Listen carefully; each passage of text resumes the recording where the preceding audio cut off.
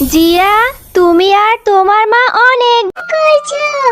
আমার যে খুব ক্ষুধা পেয়েছে, তুমি তাড়াতাড়ি রান্না করো মা, আমি খাবো। মারে, কি আর রান্না করব, এখনো যে বেতনটা পাইনি, হাতেও তেমন টাকা পয়সা নেই। আমি ভাত রান্না করছি, তুই একটা লঙ্কা দিয়ে খেয়ে নিস মা। মা, প্রতিদিন আমার কাঁচা মরিচ দিয়ে শুধু শুধু ভাত একদম খেতে ভালো লাগে না, আমি খাবো না এই ভাত। মা, আমার বেগুন ভাজা দিয়ে ভাত খেতে খুব ইচ্ছে করে। আমার বন্ধু তুলি, ও প্রতিদিন বেগুন ভাজা দিয়ে ভাত খায়। বেগুন ভাজা দিয়ে ভাত খেতে নাকি অনেক মজা। মা, আমাকেও বেগুন ভাজা দাও। মারে, তুলিতে যে বেগুন গাছের বাগান রয়েছে, আমাদের কি আর তাই রয়েছে যে প্রতিদিন তোকে বেগুন দিয়ে ভাত দিব?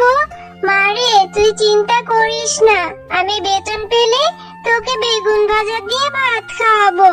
এখনকার মতো তুই একটু খেয়ে নে মা, খাবো না আমি।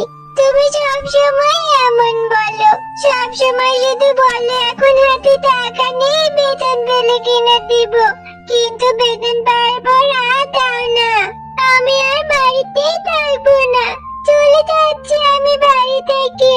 আমি বাড়িতে থাকবো না, আর তোমাকে আমার কিছু কিনেও দিতে হবে না। মারে, যাস না, এক্ষুনি বললি তো তোর খুব ক্ষুধা পেয়েছে, যাস না রে মা, খেয়ে যা। কিরে জিয়া, তুই এখানে বসে আছিস কেন? আমি তোকে মাঠেও খুঁজে পেলাম না। চল চল, আমরা খেলা করি।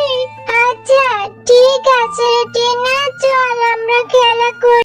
আমি আর খেলতে পারছি না রে, আমার না খুব ক্ষুধা পেয়েছে। আমি তো বাড়ি থেকে না খেয়ে চলে আসছি, এখন আমি বাড়ি চলে যাই রে, আমি আর খেলতে পারছি না। কেন রে দিয়া, তুই বাড়ি থেকে খেয়ে আসিসনি? তোর ক্ষুধা পেয়েছে? হ্যাঁ রে তুলি, আমি বাড়ি থেকে খেয়ে আসিনি, আমি তো মার সাথে রাগ করে চলে এসেছি। আমার মাকে বলেছিলাম বেগুন ভেজে দিতে, কিন্তু মা আমাকে দেয়নি, তাই আমি বাড়ি থেকে রাগ করে চলে এসেছি। আমার না খুব বেগুন ভাজা দিয়ে ভাত খেতে ইচ্ছে করে। তাই নাকি রে দিয়া, তোর বেগুন ভাজা দিয়ে ভাত খেতে ইচ্ছে করে? আর এদিকে আমি তো প্রতিদিন বেগুন দিয়ে ভাত খাই, কিন্তু আমার বেগুন ভাজা দিয়ে ভাত খেতে ভালোই লাগে না।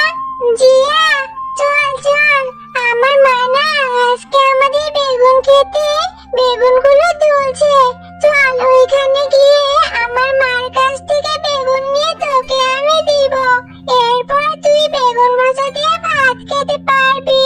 সত্যি বলছিস রে তুলি, তুই আমাকে বেগুন দিবি?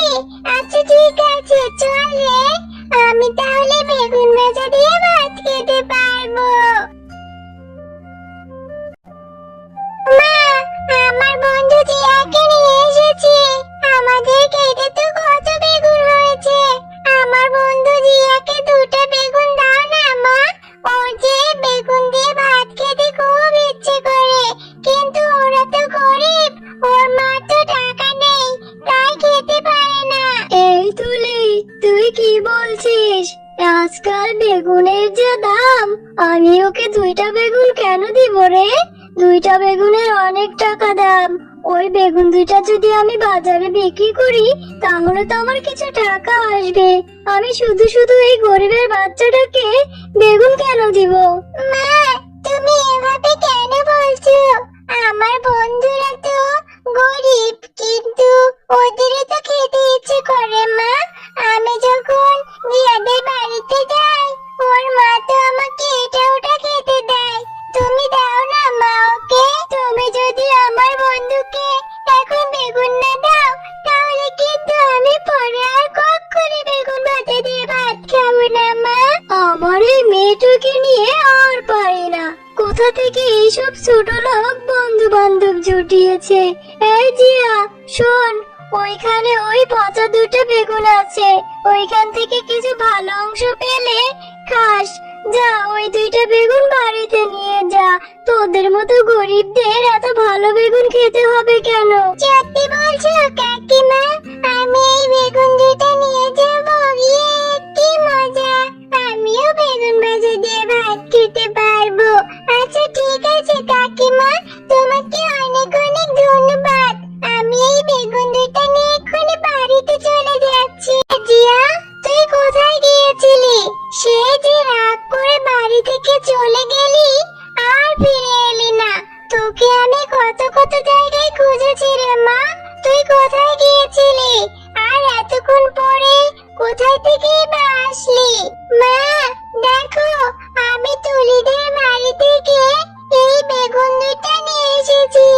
একটু পচা, কিন্তু তুমি আমাকে খুঁজে খুঁজে ভালো অংশটুকু ভেজে দাও।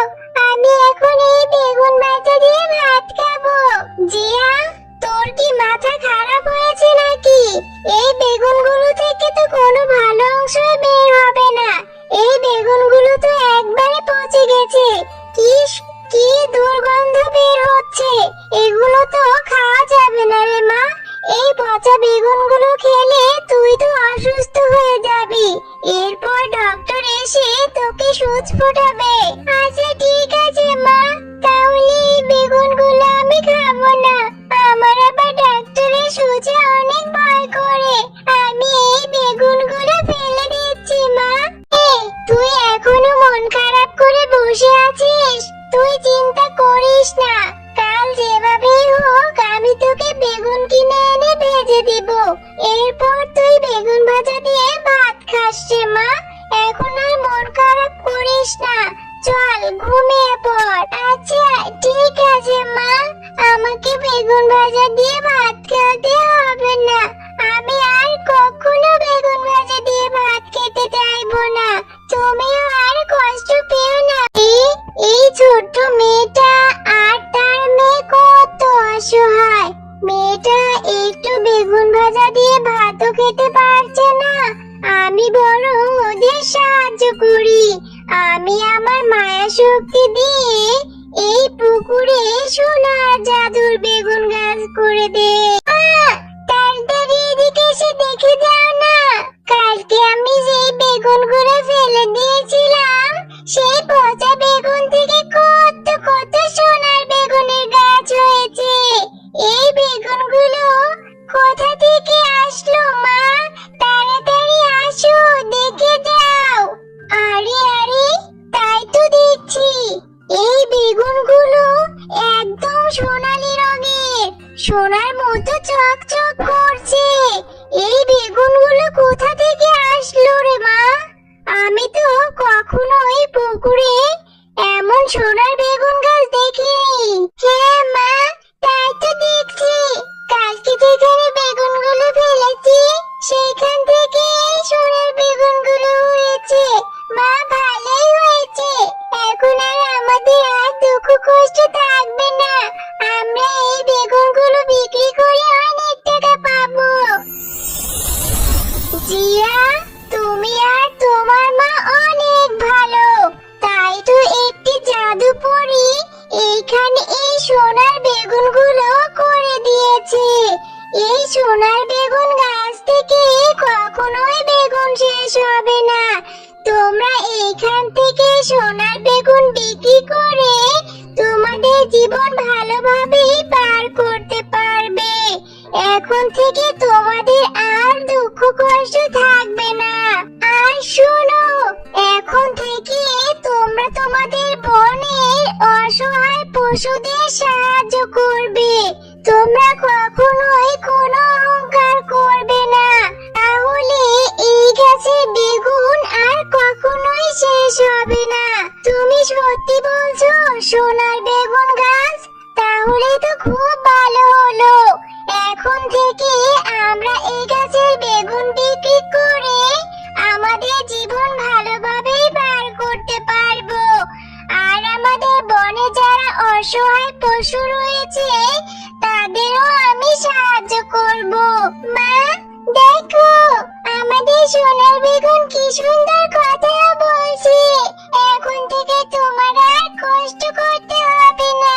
তুমি আর